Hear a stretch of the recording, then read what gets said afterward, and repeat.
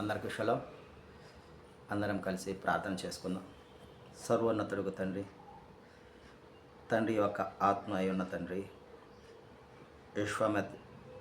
మెస్సయ్య యొక్క ఆత్మ అయి ఉన్న తండ్రి, జ్ఞాన వివేకములకు ఆధారముకు ఆత్మ అయి ఉన్న తండ్రి, జీవింప చేయుచున్న ఆత్మ అయి ఉన్న తండ్రి, ఎలోహిం భయము కలిగించు ఆత్మ అయి ఉన్న తండ్రి, విజ్ఞాపన చేయుచున్న ఆత్మ అయి ఉన్నవాడా, ఆలోచనిచ్చుచున్న ఆత్మ గల తండ్రి, ప్రభు యొక్క ఆత్మ కలిగిన వాడా, ఎలోహిం ఆత్మను కలిగిన తండ్రి, ప్రభువుకు యావే ఆత్మ కలిగిన వాడా, నిత్యుడగు ఆత్మ కలిగిన తండ్రి, సర్వశక్తి గల ఆత్మ కలిగిన వాడా, పరిశుద్ధము కలిగిన ఆత్మ కలిగిన తండ్రి, కుమారుని యొక్క ఆత్మ కలిగిన తండ్రి, దత్తపుత్రాత్మ ఆత్మను కలిగిన తండ్రి, ఆదరణకర్త అయిన ఆత్మ కలిగిన తండ్రి, దయగల ఆత్మ కలిగి ఉన్న తండ్రి, నివసింప చేయుచున్న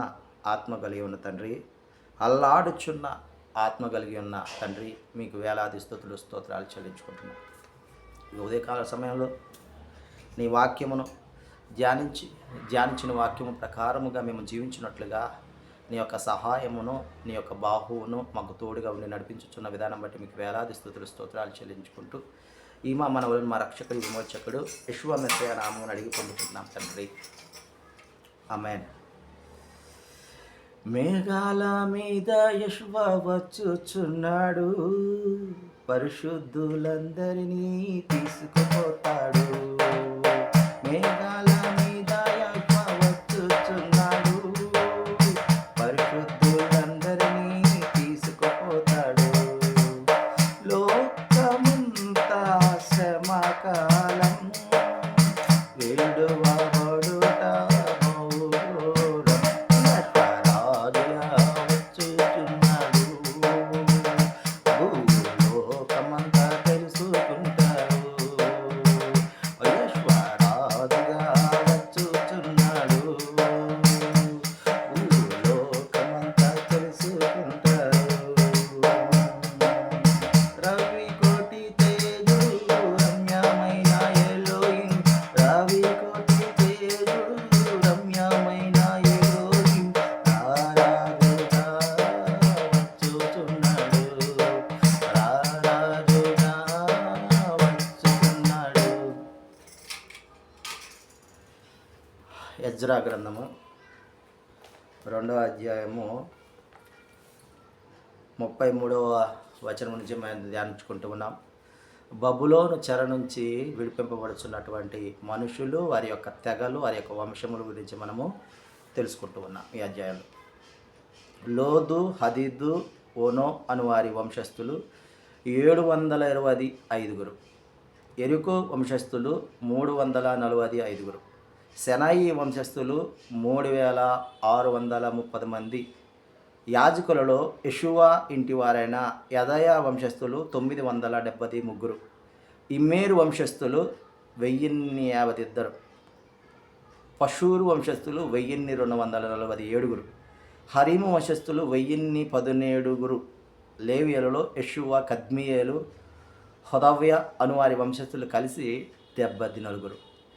గాయకులలో ఆసాపు వంశస్థులు 128. ద్వారపాలకులలో షల్లూము, అటేరు, టల్మోను, అక్కూబు, హటీటా, షోబాయి అను వారందరి వంశస్థులు 139. నెతీనీయులలో జిహా వంశస్థులు, హషూపా వంశస్థులు, టబ్బాయోతు వంశస్థులు, కెరోను వంశస్థులు, సియాహా వంశస్థులు, పాదోను వంశస్థులు, లెబానా వంశస్థులు, హగాబా వంశస్థులు, అక్కూబు వంశస్థులు, హగాబా వంశస్థులు, షల్మయి వంశస్థులు, హనాను వంశస్థులు, గిద్దేలి వంశస్థులు, గహర్ వంశస్థులు, రెవయ వంశస్థులు, రెజెను వంశస్థులు, నెకోదా వంశస్థులు, గజ్జీము, ఉజ్జా, పషయ, బెసాయి, అస్నా, మెహునీము, నెపుసీము,